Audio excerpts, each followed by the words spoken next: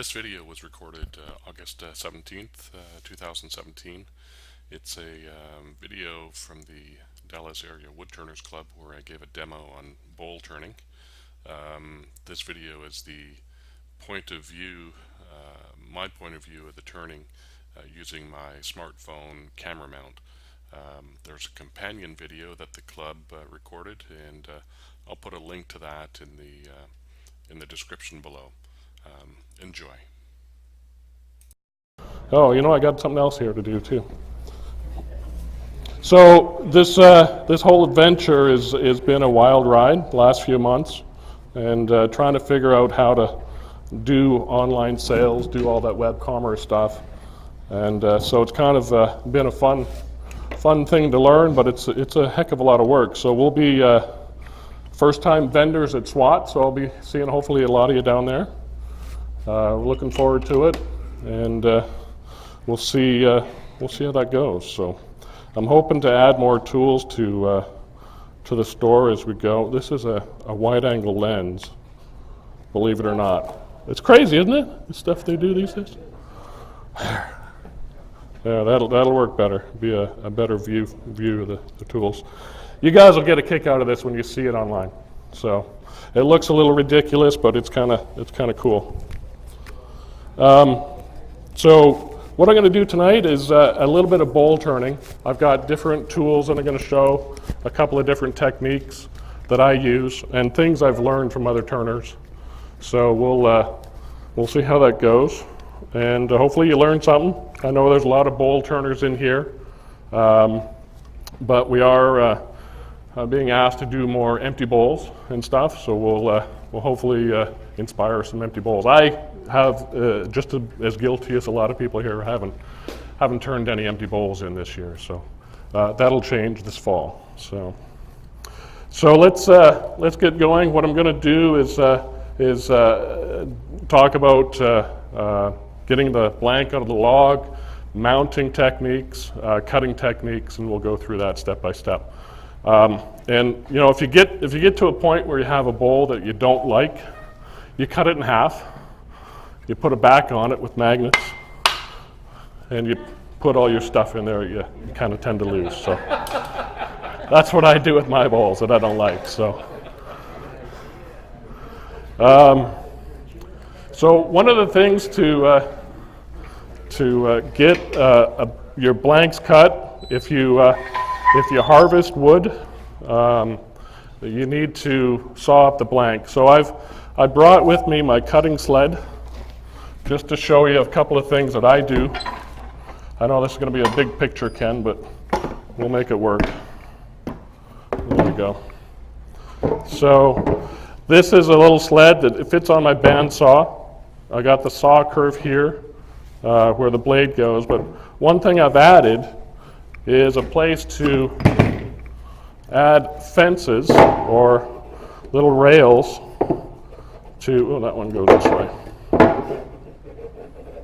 to capture the log, if I can get that in there. So if you have a skinny log, you don't want it to roll on you. Okay, it's gonna be, there we go. So you can lay your log in there, and you're able to cut safely. So it's a good cradle for it. You can adapt it for different sizes. Almost lost that. So if you got big logs, little logs. The other thing you can do is put this on the other side, and that one's not going to quite fit there because I'm running out of room.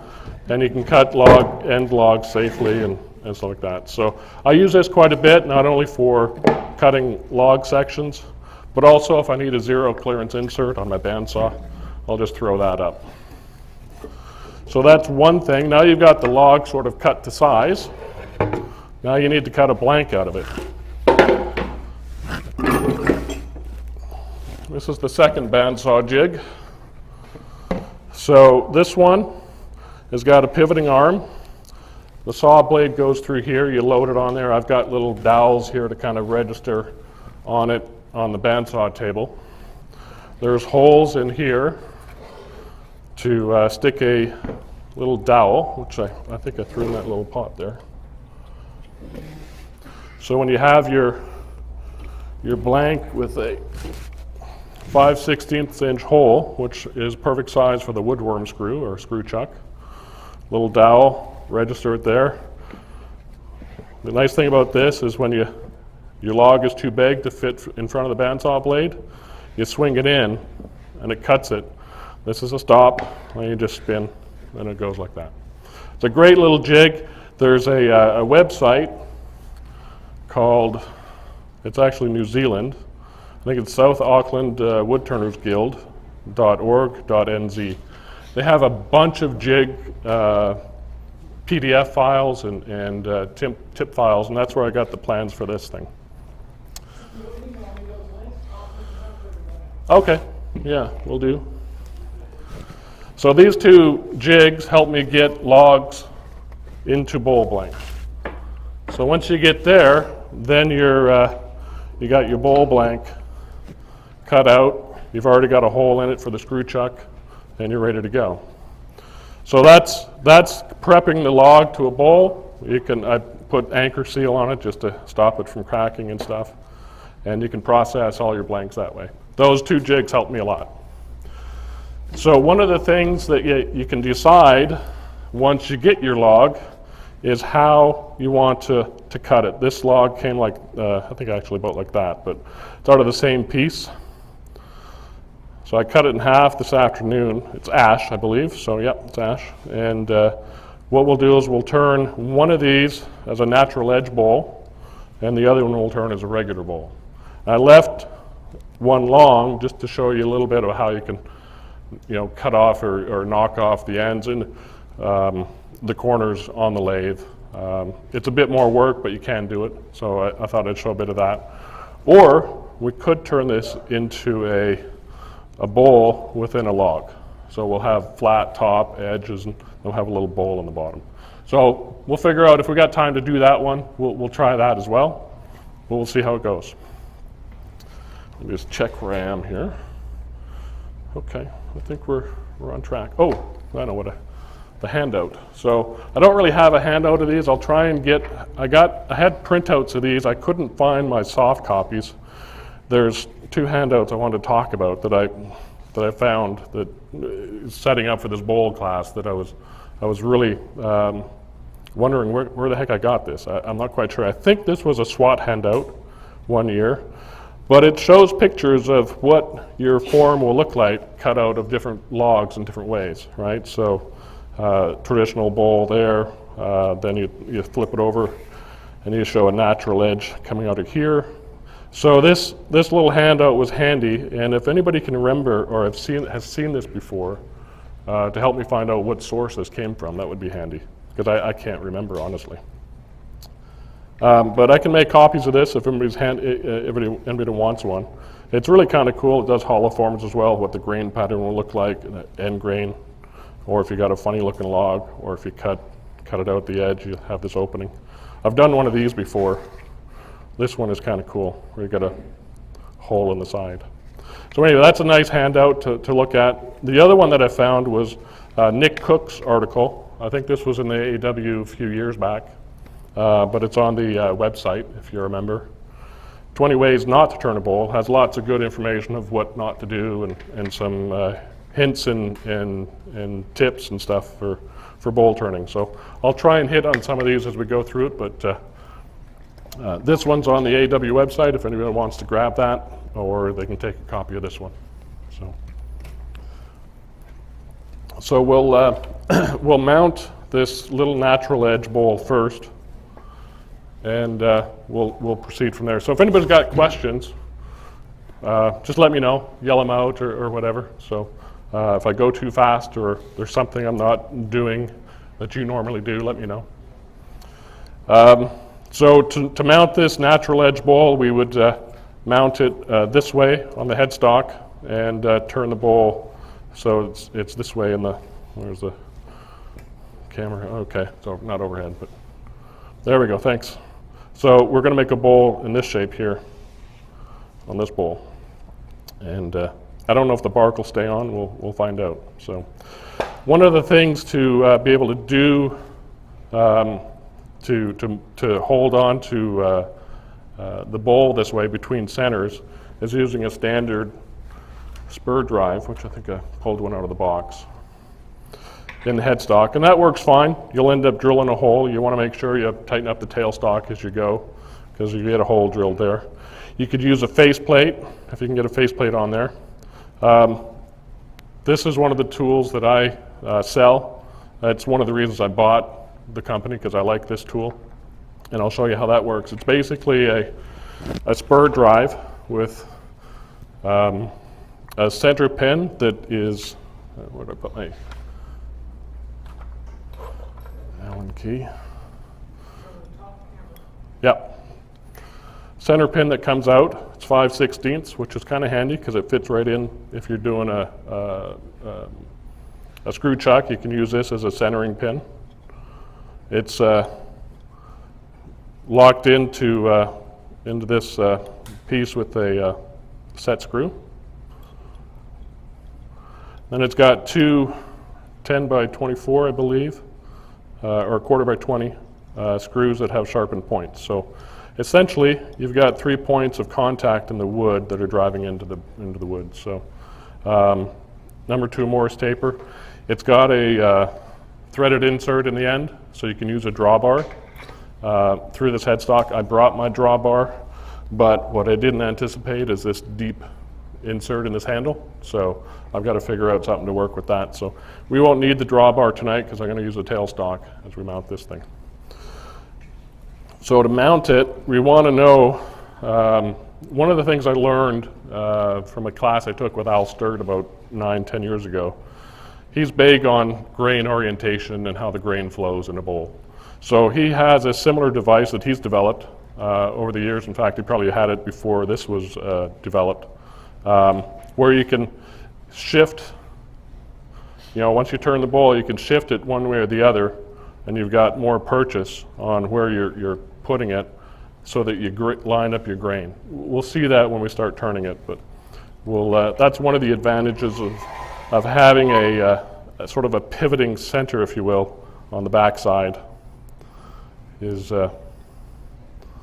being able to move it. The other nice thing is if you got a gnarly burl cap or something that has an uneven surface, you can screw one of these out so they're quite a bit further out, and you can mount a piece that's pretty off, uneven surface, I guess is the way to put it.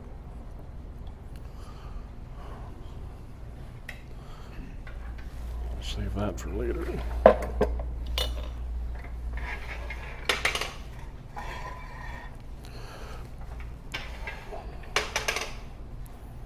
So how many people have never turned a bowl here tonight?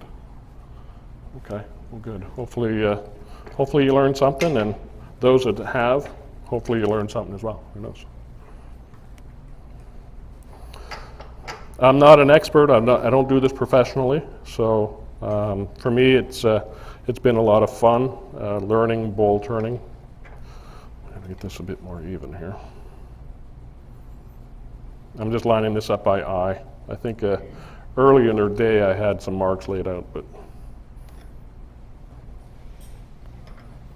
back that off just a bit.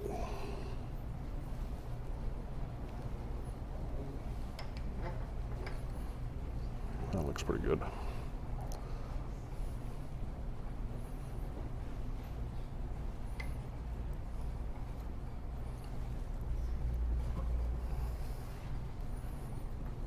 Now we got it kind of pinched. We can suck these screws in a bit.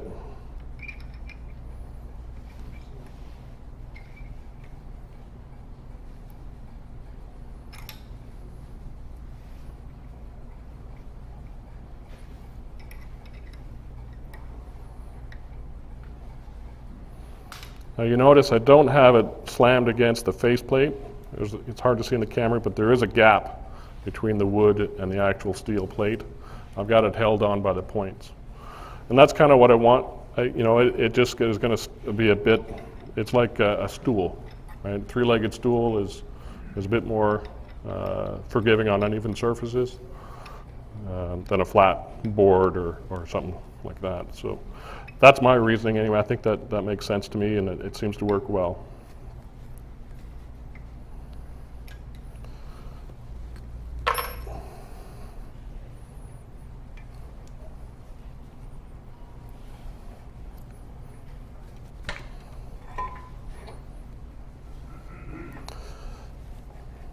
tool rest is a bit big, but it'll work.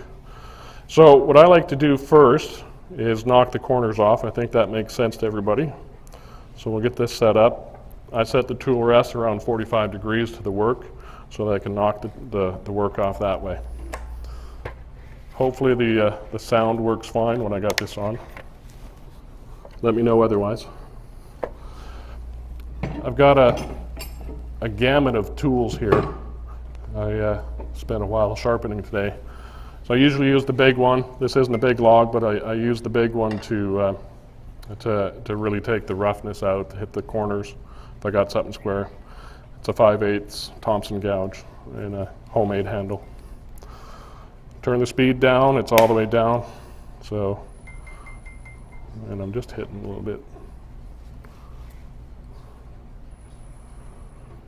Okay, everybody ready? Can you still hear me okay? Perfect. I don't know if I'll say a whole lot here, but. Talk real slow, Todd, because you're muffled. It makes it a lot more muffled, so Go. just talk a little slower. Okay, I'll talk a little slower like a Texan. Is that right? Okay, so I tend to stand out of the way when I rough. A lot of people do an overhand grip, and I'll probably do that. You tend to get hit with a lot of stuff. But if you stand and do it left-handed, and just let it fly off that way. And I got a bevel rubbing right there already, even with just the four corners. You can see the cut there where I've got a bevel able to engage. Todd, Yes. if you turn into the bark, you're going to lose the bark. If you turn the other way, you won't. Well, I'm taking the corners off. Once I get up there, we'll turn the other way. Good point though, Larry. You got to remember that when you're doing a natural edge, and in the heat of the spotlight here, I may forget a thing or two. So let me know.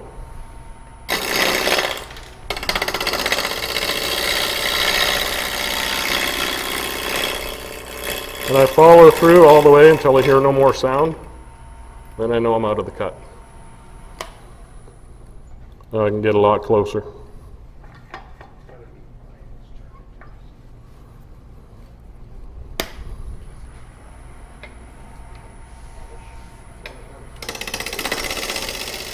The tool is angled up, bevel's engaged. I can sit there all day, I have no problems. I've got the tool tucked into my hip. I've got a stance that's kind of steady. I'm almost leaning against the lathe. In fact, I do on my bigger lathe. This one's a bit smaller.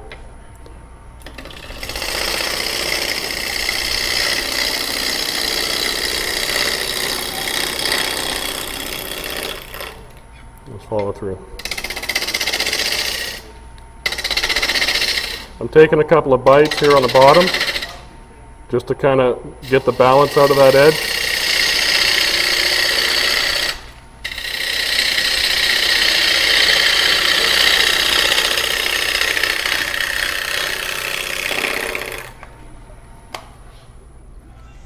Oh, your mic has dropped way down low. Oh, has Get it? it further up. Ah, okay. Let's see if Got that caught works. on the wire. Is that better? Okay. What does it sound like? We're really having trouble understanding. Sounds muffled. Does it sound, is it better this way? Yeah. Well, maybe, I don't know. Has somebody got any safety glasses? Did you say you're turning that out of ash? This is ash, yep. Yep, you can tell, you know, it's pretty grain pattern in it, so. I picked this up, I can't remember where, to be honest, but I've got a few logs of it. These other two pieces are ash as well. You do the talking when you're not turning. Yeah, maybe I'll try to remember that. Do some turning Yeah. and then raise it up, maybe a lot better. Yeah, so I'm gonna check my notes here because the first part is roughing, explaining why. So to rough, obviously to knock the corners off, but also to get it in balance.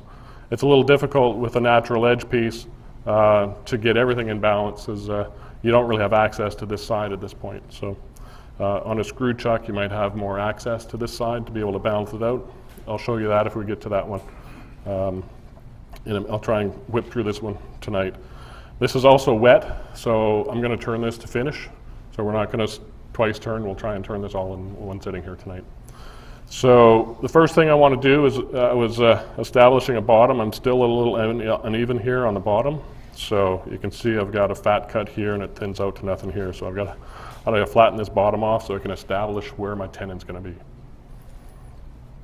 And as we get up here, I'm going to watch this area here. As soon as this area gets cut, then I know I'm at my maximum bowl size. So then we'll worry about. Can you adjust, the front on camera? It's Yeah. pointing too high. There you go. There we go. Okay. So again, I'm going to flatten the bottom because we're a little uneven on the cut here. I don't know if you can notice that. I've got no cut here, but I've got a big cut here. I'm also going to watch these areas here. And then once this area is gone, where it's flat, then I know that I'm at my maximum bowl size. And I can stop there, cut backwards, as Larry said, to preserve the bark, and then we can turn it around once I got a tenon. So roughing is just getting this. We'll finish that off quickly here, and then I'll move on to setting the tenon and some finishing cuts.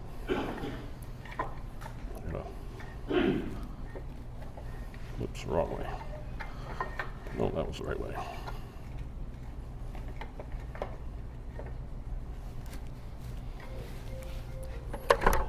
I'm going to change to a smaller gouge. This is one of my favorites.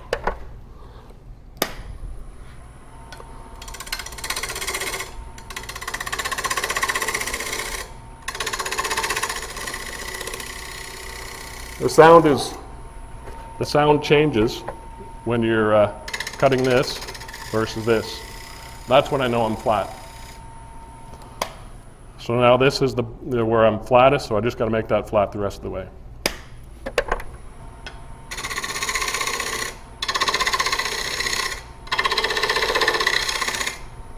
I'm going to switch to an overhand grip.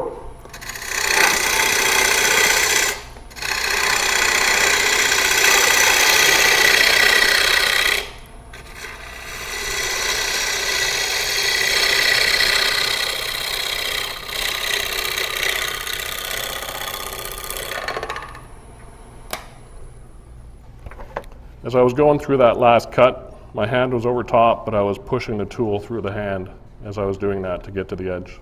And I'm not quite at the edge yet, so I'm going to do that one more time.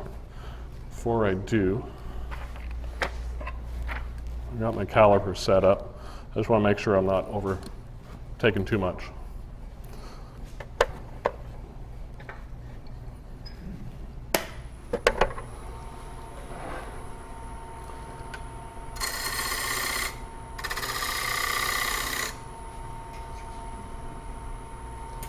Pretty close.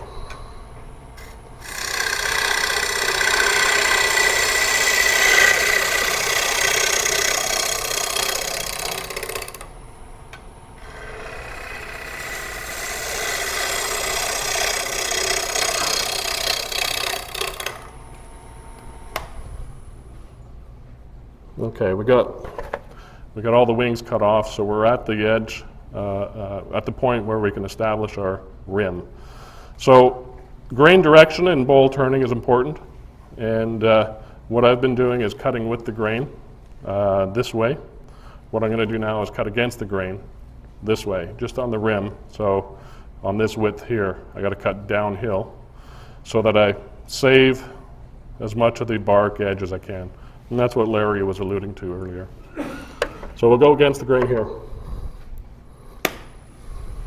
What I like to do is kind of back up to it. I'll rub my bevel, come up this way, and then go in. That allows me to understand where I need to be. So now I know I can go in.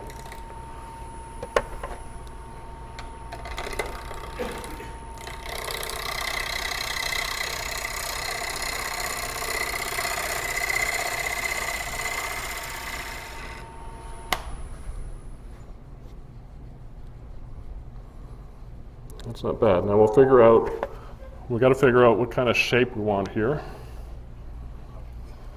A little bit, because it's such a small bowl. My tenon's going to be about there. So let me figure out the tenon first, and then we'll figure out the shape, because that kind of determines what you're going to do. If I had smaller jaws, I might make a smaller tenon, but I've got this chuck here, so. The size of the wood, size of the wood kind of dictates the hold you have on it. This is such a small piece. It doesn't need a tenon that big. I can go smaller if I had my chuck from home. But yeah, you just got to use common sense. Nick's article has some good information on that as well.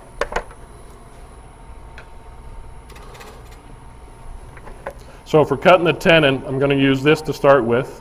Then I'm going to switch to a spindle gouge. There's many ways to do it. I'll show you another way with a parting tool. You can even do it with a skew. I don't have my skew here, but we'll get to that in just a second here.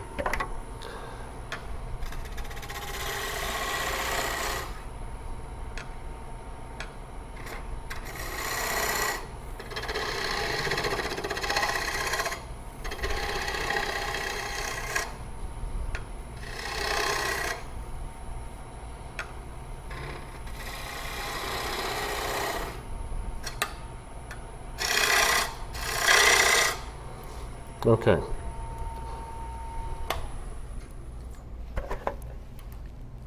My tenon is pretty good, so here are a couple of options for cutting tenons. This is my favorite tool, this little spindle gouge. Okay, good idea, Johnny. A little spindle gouge. It's very pointy. It's a very shallow flute. So the edge here is pretty straight. So I've got a straight edge here, I've got a straight edge here. I basically take the tool like this and I roll it in there till it's vertical and I get my dovetail cut that way. So we want a dovetail cut so that it fits the jaw profile. So you got the jaw profile there. You want to make sure that you've got a crisp edge at this corner here. You want a flat to register here, and enough in here to hold the wood. I'll show you with this, and then we'll use the parting tool.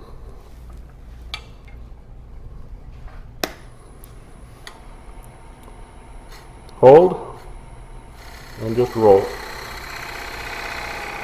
Vertical, pull out, done. We've got a nice crisp edge to hold on to that jaw, and it's nice and flush. The other way to do it is you can use a parting tool, where this parting tool, the tip is cut, or what's the word? Ground at an angle, thank you.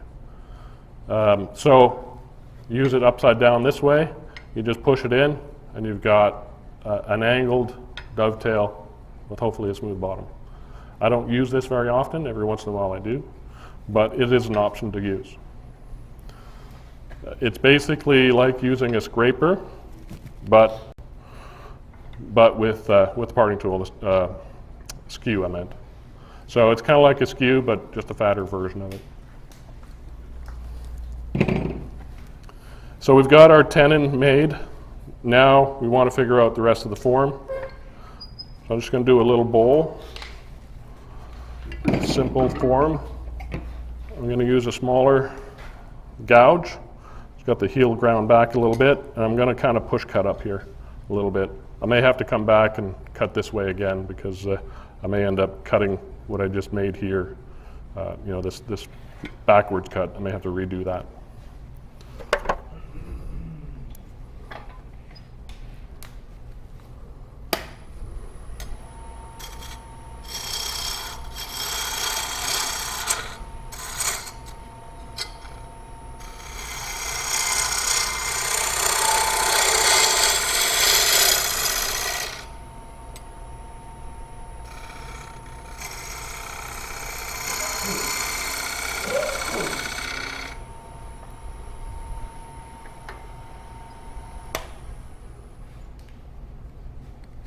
That'll do for now. I'll come back. The grind on that wasn't quite as nice as I had hoped. I didn't hear a word with that basket. Sorry about that. So that little gouge, the grind on it was a little off. I could feel it catching a bit, so I'm going to switch back to this one. We'll cut back this way. I'm going to leave this profile and try and match it up this way. I'm going to do no sanding tonight, so going to try and get the best finish off the tool I can.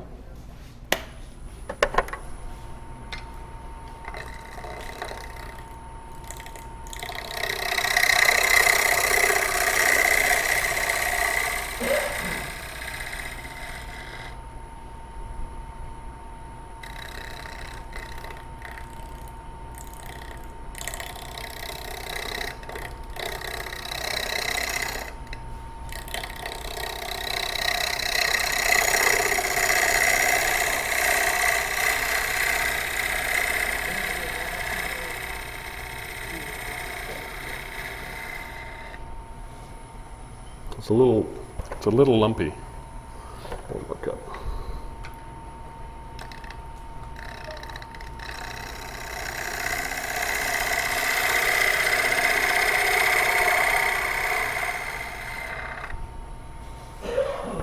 Okay, we'll fix that with scraping and some other cuts. So we got a bowl shape. Now I want to refine that little lump I've got in here. You can see where the high spot is. So we'll try and clean that up with some shear cutting and some shear scraping. So shear cutting is when I've got the tool all the way, handle is down almost below the lathe. This little handle's in the way.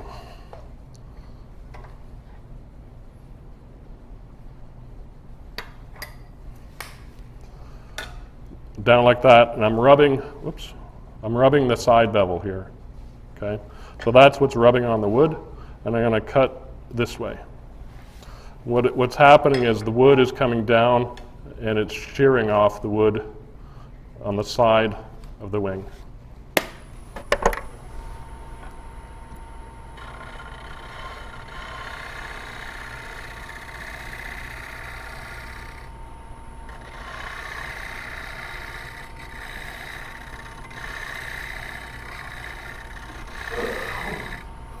You can see the wispy shavings. You can see the wispy shavings I'm getting from doing that. So it's a much finer cut and it'll leave a nice surface. So the shape looks roughly, got a little wormhole there, roughly where I want it. We can do some shear scraping, which is basically turning the flute right over. Now we're scraping with the inside of the edge here. So we can do a bit of that. I'll show that here quickly.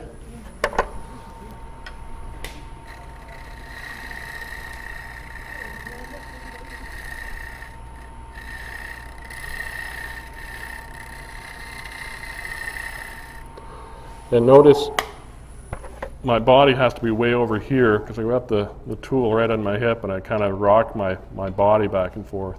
It's not really an arm movement sort of maneuver. Moving your arms is not quite as steady as moving your body. The other way to do that is with a shear scraper. It's basically a scraper ground with a bevel on it with a slight radius.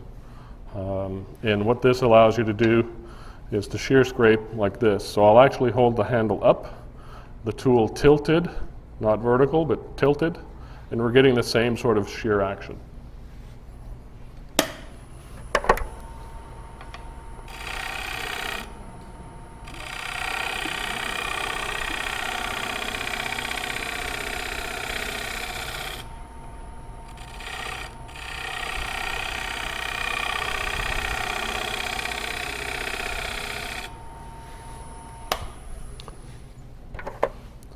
Same kind of nice fluffy shavings. You can see which part of the tool I was cutting on. With the glare, there you go. The powder is all on the lower third, lower half of the tool. So that is finished good enough for me where you could probably sand with 180, 220 and be done. We'll leave it there. We're going to turn it around and we'll do the inside. Any questions? Anything you want to see again? This is all standard stuff. I want to see if I can make the adjustment. Sure. You told me you were going to use a chuck, so I was down here. Well, I am going to use a chuck now. Oh, you're going to use it now? Yeah, yeah.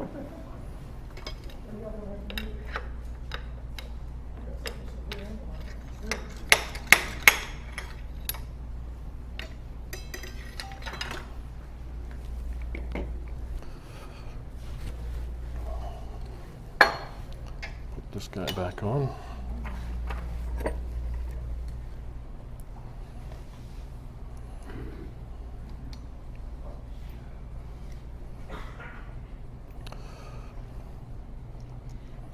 It's good to have a good showing out tonight for August. Everybody loving this weather? I've never seen grass so green in August. It's crazy. Our sprinklers broke probably 2 years ago. We haven't bothered to fix them. We haven't turned our sprinklers on for 2 years. Yeah, that's part of it. Can't afford the water. But with all the water restrictions, you know, it's kind of crazy. Oops. Let's hope I size this right.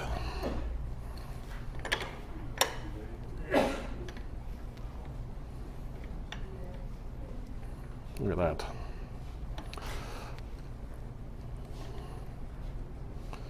So there we have a fairly small gap between our jaws, which is kind of what we want. We'd like to get that as small as possible. That makes the best circle. The further apart they are, the less grip you get on your jaws. And I don't know why, but I always spin and turn and tighten and spin and tighten. I do that on my Jacob's chuck and my drill press. It's just a habit.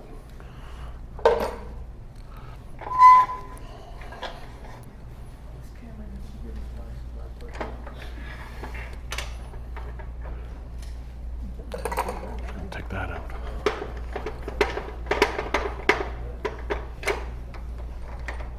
There we go. That's a dimple preventer, tell them, right? Yeah, exactly. Exactly.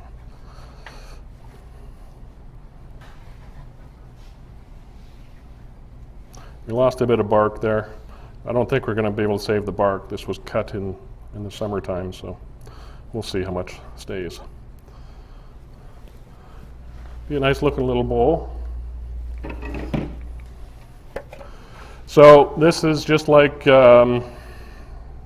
coring out any other bowl. We'll start in the middle.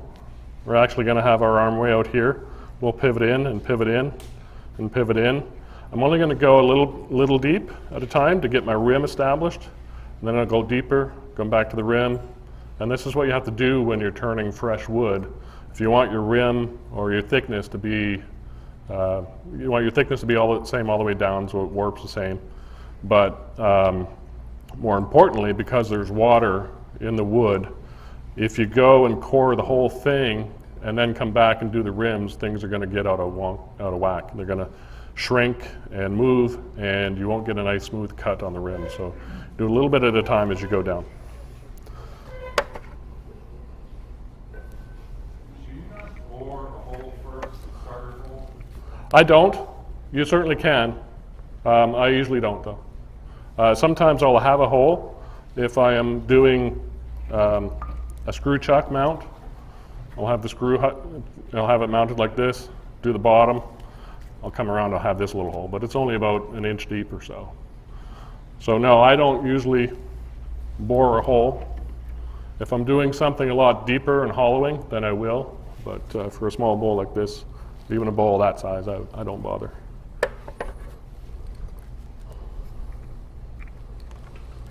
Losing battery power on my phone, but I have an extra battery in my pocket here, but it's not charging it. Okay, off we go.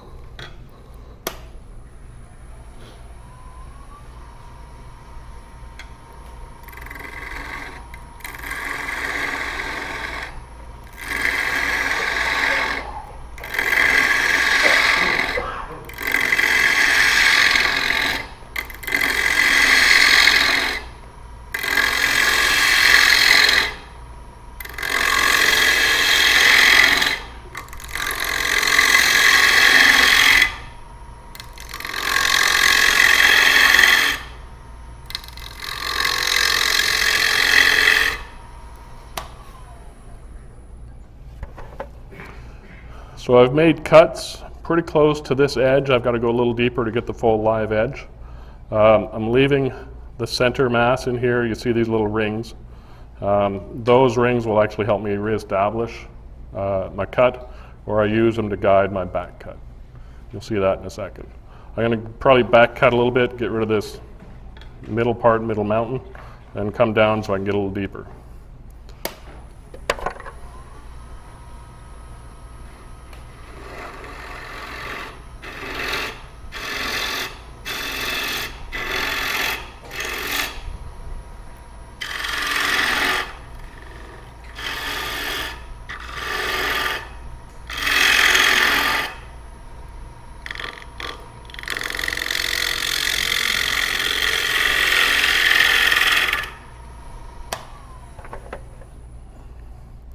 Is it helping? Yeah. It's in our eyes, Ken. It's too bright? Well, that's good. Yeah, that works. So the same thing I was doing on the outside, I was kind of rubbing back this way to establish where my tool needs to be, and I'll come back in. So I'll do that again. I think I'm going to go a little bit deeper to make sure I get this edge. So I'm going to back cut again, and we'll go just a little bit deeper, and then we'll do our final pass. The thing about natural edge or live edge pieces, you got to watch out that you don't stick your hand too close, because there is a larger edge sticking out. So sometimes I put tape on my rest so that I know where that bowl is coming to, because I don't want to stick my hand there. So.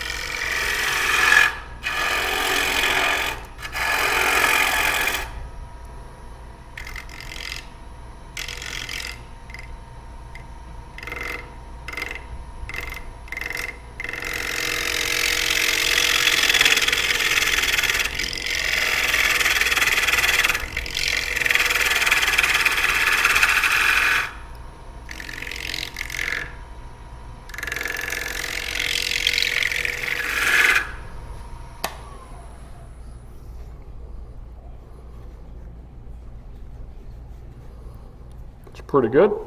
I think one of the things I didn't bring the little one, but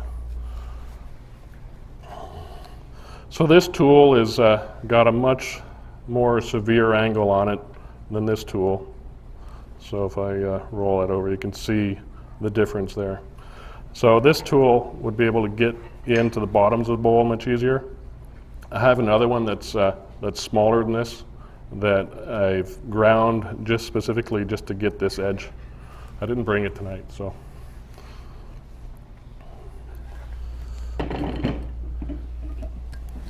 What I will do is use a smaller tool, just easier to manipulate in here. So I'm going to be cutting this last pass here along here.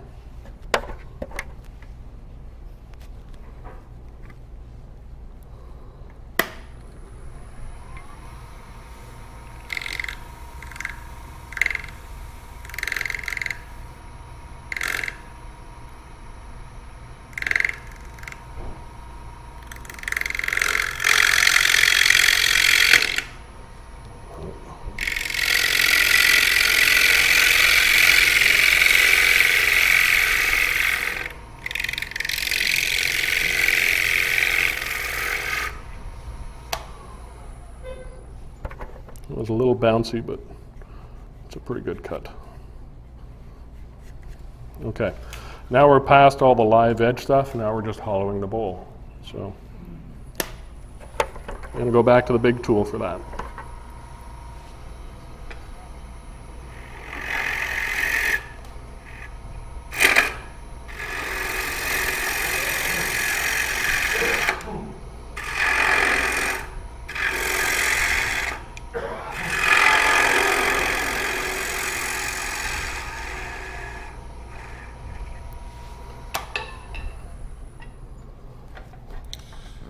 So thanks for watching. At this point, my camera battery or my phone battery died, so this is pretty much the end of the video. Thanks for watching.